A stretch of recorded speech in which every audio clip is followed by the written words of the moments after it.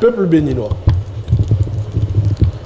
Le ministre de la Justice, garde des Sceaux, chargé des relations avec les institutions, a présidé le vendredi 22 décembre 2023 à l'hôtel Novotel Orisha de Cotonou une rencontre avec les présidents des institutions de la République, dénommée Rencontre des présidents des institutions de la République.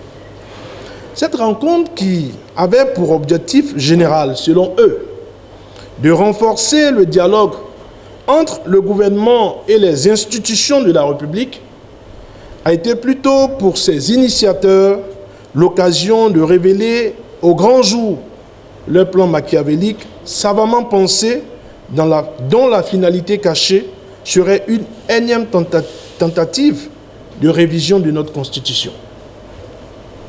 Au cours de la dite rencontre, et comme indiqué dans un reportage des journalistes de la télévision nationale, passé dans le journal parlé du 27 décembre 2023, le monde entier a pu entendre M. Louis Vlavonou, président de l'Assemblée nationale du Bénin, déclarer ce qui suit, je le cite. « Nous qui sommes ici, nous représentons la nation tout entière. C'est les institutions de la République et nous sommes comme une assemblée constituante parce que ce qui se discute et se fait ici est au-delà de nos pauvres personnes. C'est la refonte totale de tout le système qui est en jeu. » Fin de citation. Cette déclaration de M. Louis Vlavonou montre à suffisance les vraies raisons de cette rencontre et l'objectif visé par le pouvoir de la rupture, c'est-à-dire un complot en préparation contre le peuple béninois. Car, au regard de son rang dans la chaîne des responsabilités de notre pays, cette déclaration de M. Louis Vlavonou, président de l'Assemblée nationale, est un parjure. Et pour sa propre dignité, dans un pays qui se respecte et qui respecte ses propres valeurs, M. Louis Vlavonou devrait purement et simplement démissionner de la présidence de notre Assemblée nationale et il devrait être destitué par ses pairs pour avoir outrepassé ses compétences et pour n'avoir reçu aucun mandat d'aller faire une pareille déclaration.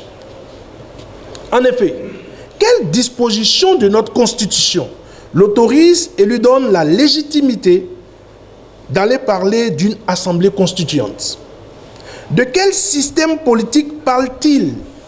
Et sur quoi se font-ils pour se sentir obligés de proposer une assemblée constituante qui se pencherait sur notre système politique?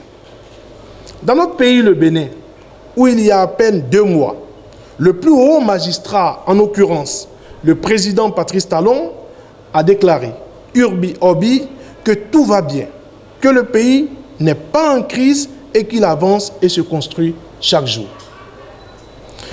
Monsieur Vlavonou connaît-il la définition juridique exacte de ce que c'est qu'une assemblée constituante?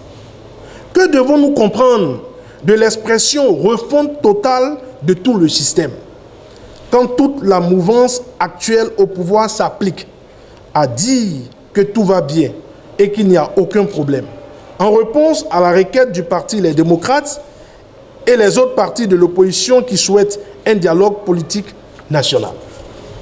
Le thème « Assemblée constituante » a une signification juridique très précise et historiquement chargée. Utiliser ce thème pour décrire des réunions exclusivement composées de membres de la mouvance au pouvoir, sans inclusion ni dialogue avec l'ensemble des forces politiques du pays, constitue une grave dérive. Cela témoigne d'une intention de vouloir manipuler les institutions et de contourner les principes démocratiques fondamentaux. Le refus du dialogue national et la préférence accordée à des discussions internes au sein de la mouvance au pouvoir révèlent une démarche où la ruse et la rage prévalent sur l'intérêt national. Ces agissements menacent la stabilité politique et l'intégrité de notre système démocratique. Dans son adresse aux femmes de Cotonou, venues lui présenter leurs vœux de nouvel an, le président du parti Les Démocrates, le docteur Thomas Boni-Yahi, a affirmé la position de notre parti face à tout ce qui se dessine. C'est un non catégorique à la révision opportuniste de notre Constitution qui ouvrirait la voie à un troisième mandat. Le parti Les Démocrates ne trahira jamais le peuple béninois. Il ne participera à aucune manœuvre de révision constitutionnelle qui ferait le lit à un troisième mandat ou à un troisième mandat déguisé. Notre parti n'a oublié aucune des promesses qu'il a faites à notre peuple lors de sa création. Il n'a oublié aucune des promesses qu'il a faites à ce peuple pendant les élections législatives de 2023. Nous n'oublierons aucune des promesses faites chaque jour quand nos compatriotes nous rencontrent dans les rues, dans nos hameaux, dans nos villes et dans nos villages.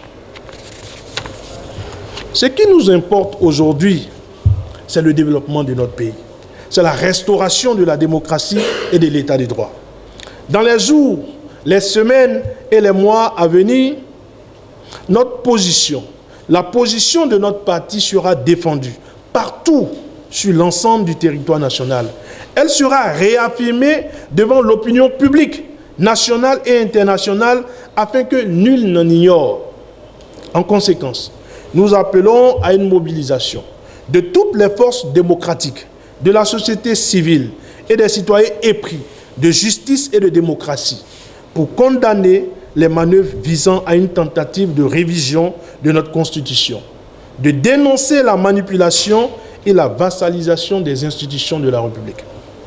Le Bénin, notre chère nation, mérite un dialogue inclusif, transparent et respectueux des principes démocratiques. En aucun cas, le parti Les Démocrates ne donnera son accord pour une révision opportuniste de la Constitution qui conduira à un troisième mandat ou à un troisième mandat déguisé. Les aspirations profondes de notre peuple à ce jour restent et demeurent la réalisation du dialogue politique national, la restauration de la démocratie et de l'état des droits de la personne humaine et du panier de la ménagère, la libération de tous les détenus politiques, ainsi que le retour des exilés politiques dans notre commune patrie, le Bénin. Au parti Les Démocrates, nous restons vigilants et très engagés pour le respect du principe de la séparation des pouvoirs et la préservation de l'indépendance des institutions de la République. Non à une révision opportuniste de notre Constitution, non à la vassalisation des institutions de la République. Vive la démocratie, vive le Bénin et que Dieu bénisse le Bénin. Je vous remercie.